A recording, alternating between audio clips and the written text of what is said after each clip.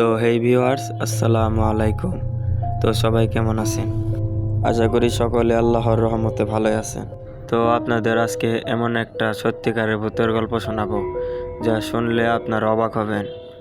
ঘটনাটি ঘটে আমাদের এক পুরাতন পরিত্যক্ত এলাকায়, যেখানে এখন আর আমরা থাকি না। যখন থাকতাম তখনই ঘটে সেই কাহিনীটা। তো বেশি কথা না বলে গল্পটি শুরু করা যাক। আমি যখন বাসায় ছিলাম তখন আমার যে দুই চাচাতো ভাই আছে তারা মানে মজা খাওয়ার জন্য বায়না করছিল। তাই আর কি, তখন ঘড়িতে রাত 9টা বাজে। তখনই আমার সাথে ঘটনাটি ঘটে।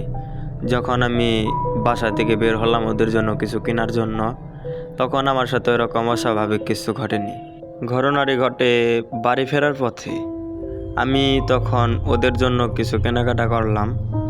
তখন রোড দিয়ে আসার সময় তখন কারেন্ট চলে গেছিলো, যে আমি খেয়াল করিনি। ওই গ্রাম অঞ্চল তো সবসময় অন্ধকার থাকে রাতের বেলা।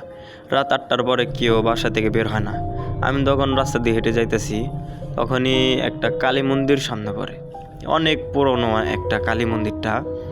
আমি যখন ওইটা অতিক্রম করে এগিয়ে গেলাম তখনই ঘটে ঘটনাটা। দেখি আমার বাম পাশে একটা জিনিস মানে আমার সাথে সাথে হাঁটতাছে। আমি ওইরকম পাত্তা না দিয়ে হাঁটতাছি। পরে একটা বট গাছের সামনে যে আমি দাঁড়ালাম, দেখি যে বট গাছের উপরে একটা লোক বসে মানে পাও ঝোলাচ্ছে। লোকটা মেয়ে ছিল। আমি ওইরকম গুরুত্ব না দিয়ে হাঁটা দিলাম। পরে আমার পিছ থেকে ডাক দিছে। আমি সাথে সাথে বুঝে গেলাম যে ওইটা আর কিছু না, একটা জিনিস ছিল বা জিন। আমি পিছমুখী না তাকিয়ে হাঁটতে থাকলাম। ওই জিনিসটা আমাকে ফলো করতেছে। যখনই মসজিদটা পাড়ি দিলাম তখন আমি একটা উঁচা ব্রিজ, মানে ওইটাও অনেক আগের পুরনো। আমি ওই জায়গায় দিয়ে হাঁটতেছি, সাইডে ছিল একটা গাব গাছ। তখনই দেখি যে ওই জিনিসটা আবার পা দোলাচ্ছে। আমি এবার ভালো মতো খেয়াল করলাম যে জিনিসটা অনেক লম্বা ছিল, হাত পা অনেক লম্বা। জিনিসটা আমার দিকে তাকিয়ে আছে আবার। আমি এবার লক্ষ্য করে একটা দোয়া পড়লাম। তারপরে ওই জিনিসটা হাওয়ায় মিলিয়ে গেল। আমি আবার বাড়ির পথে রওনা দিলাম। আমি যখন বাড়ির সামনে প্রায় এসে পড়ি তখনই দেখি কি আমার সামনে ওই জিনিসটা এসে খাড়ালো। আমি ভয় না পেয়ে এগিয়ে গেলাম, ওকে না দেখেও না দেখার ভান করলাম। পরে জিনিসটা আমাকে ভালো মতো ডাক দিল।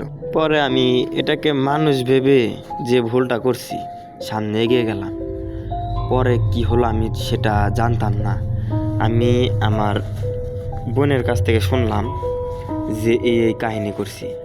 আমি বলে একটা নদীতে গিয়ে মানে ঝাঁপ পারতাছি, একটা লোক দেখে আমারে দোয়া কালেমা পড়ে অমনি বাসায় নিয়ে আসছে। এটা শুনছিলাম আমি পরের দিন সকালে। সেই দিন রাতে আমি অজ্ঞান হয়ে পড়েছিলাম। পরে আমার সাথে আর ওইরকম কোনো অস্বাভাবিক কিছু ঘটেনি। পরে আমি একটা হুজুর দেখাইলাম। পরে হুজুরে দোয়া কালেমা পাঠ করে আমার শরীর বন্ধ করে দিল। পরে বলল যে রাতের বেলায় ওই দিক দিয়ে আর না আসতে। তো ঘটনাটি এই পর্যন্তই ছিল। যদি আমার ঘটনা ভালো লাগে অবশ্যই আমার চ্যানেলটিকে সাবস্ক্রাইব করবেন।